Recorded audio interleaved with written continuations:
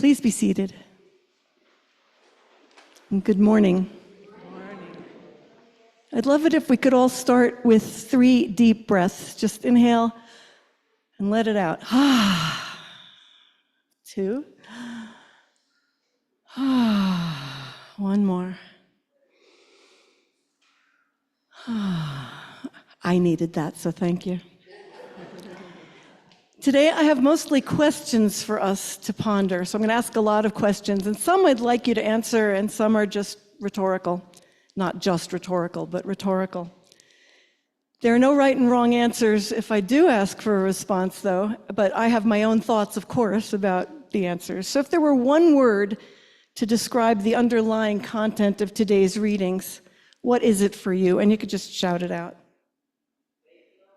Faith in the Lord. What? The power of God? Okay. Well, since everybody's so eager, sorry? Struggle. Yeah, wow. So yes, I think, there was a slide of David and Goliath, and David is like 20,000 feet tall, and there's little David. I've never read that passage before. I don't remember that description of David and Goliath, especially Goliath, like the mountain in Game of Thrones, right? Gigantic and so cocky. I think it's also a really interesting depiction of ego against humility.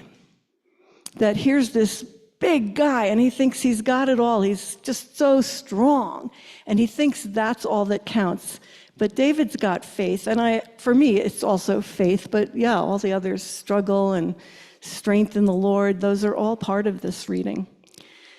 So having read that description of Goliath, it's David's faith in God that allows him to defeat Goliath. And Jesus has so much faith in God that he just goes to sleep in the storm. Do we have that much faith? I don't think I do. And we did hear the second reading in Spanish, but I did want to talk about it a little in English. I'm sorry. Mi español no es muy bien. So what do you think Paul means when he says, now is the day of salvation? Any thoughts? Now is the day of salvation.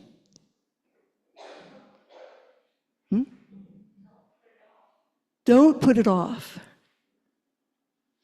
Ahora es el día de salvación. ¿Qué quiere decir Pablo?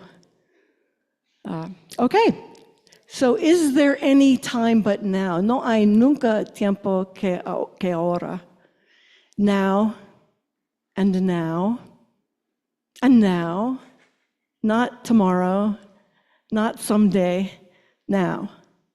I have a friend who says, if I say to him, what time is it? He says, now. And I've actually seen watches that says now,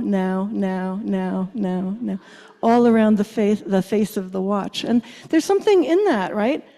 Right now, are we right with God? That's a rhetorical one. These are the rhetorical ones. Right now, are we right with the people in our lives? Right now, have we strayed from the path, our path?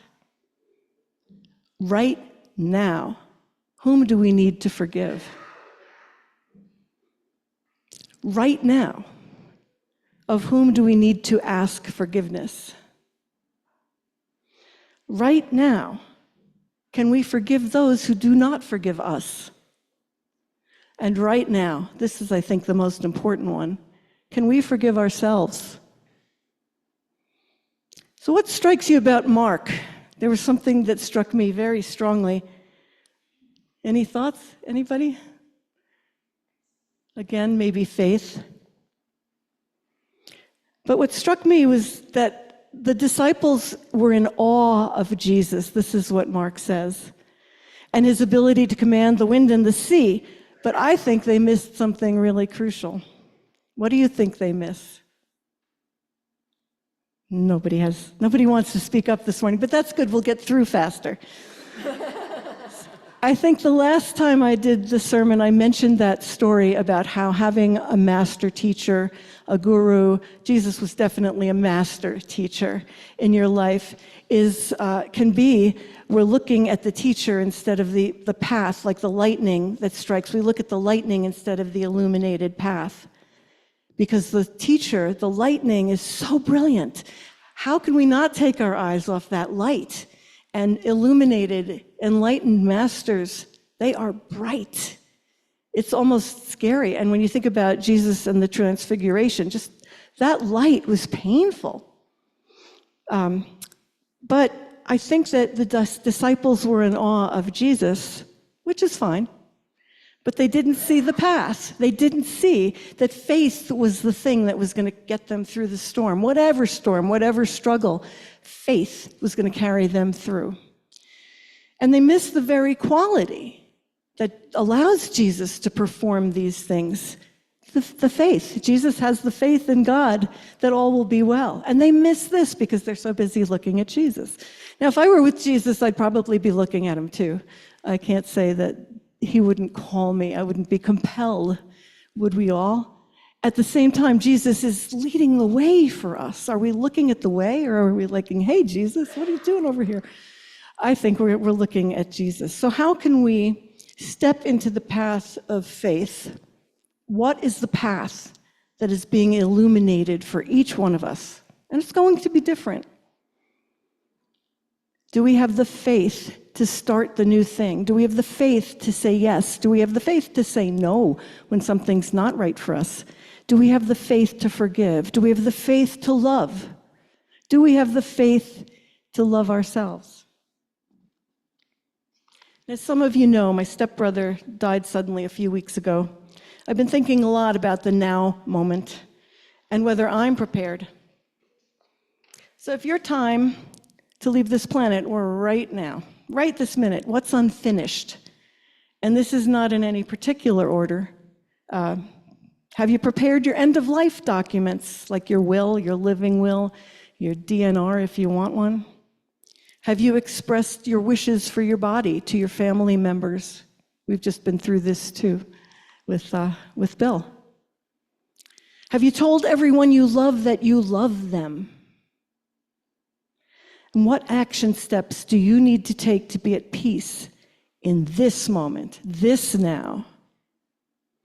We get lost in awe and in pain. And to quote Paul, in the afflictions, hardships, calamities, beatings, imprisonments, riots, labors, sleepless nights, hunger. We get lost in our sorrow, in our physical pain. We get lost in self-pity, anger, righteousness, and in our attachment to our worldly existence. We get lost in the suffering of our loved ones and in the pain of the world. And we also get lost in celebrations and happiness.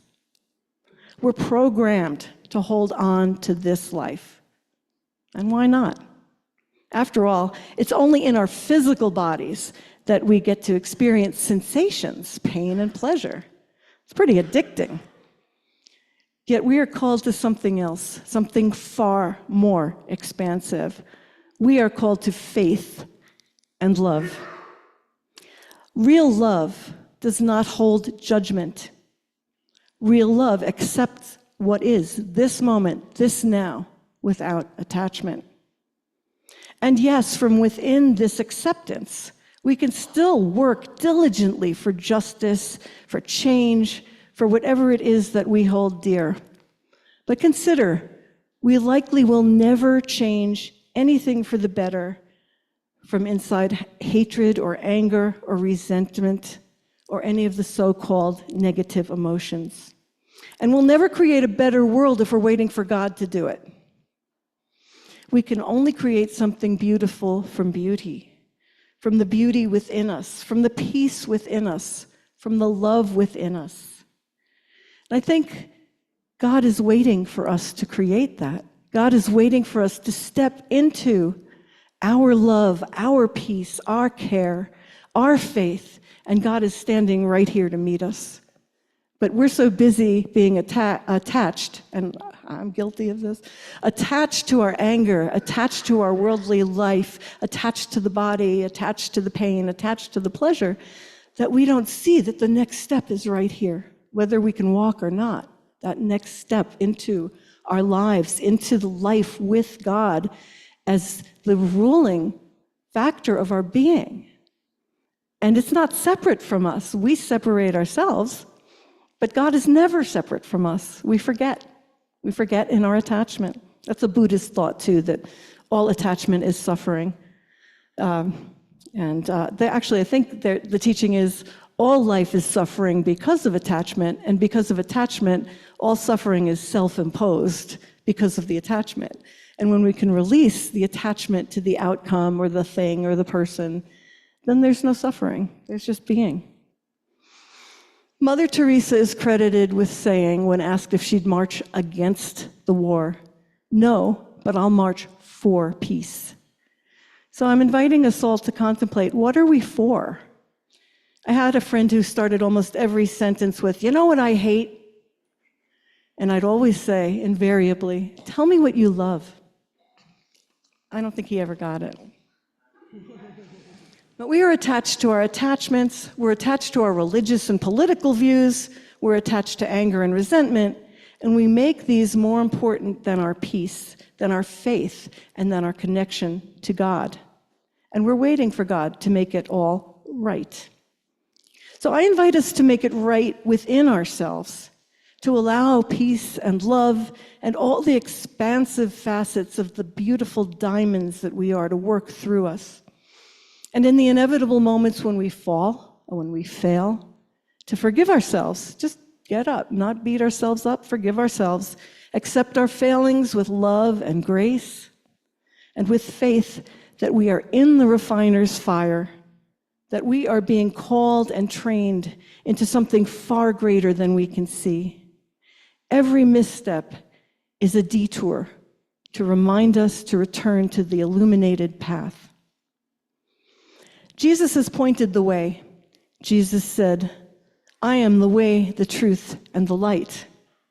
Jesus led by example, and he called us not merely to follow, not merely to proselytize, but to be what Jesus is, to be the way, the truth, and the light, to be the healers, to be the love and compassion in action in this life, in this time, right now. Do we have faith in ourselves to be this? Let us cease, as one teacher put it, to have faith in doubt. Let us have faith in faith. Amen.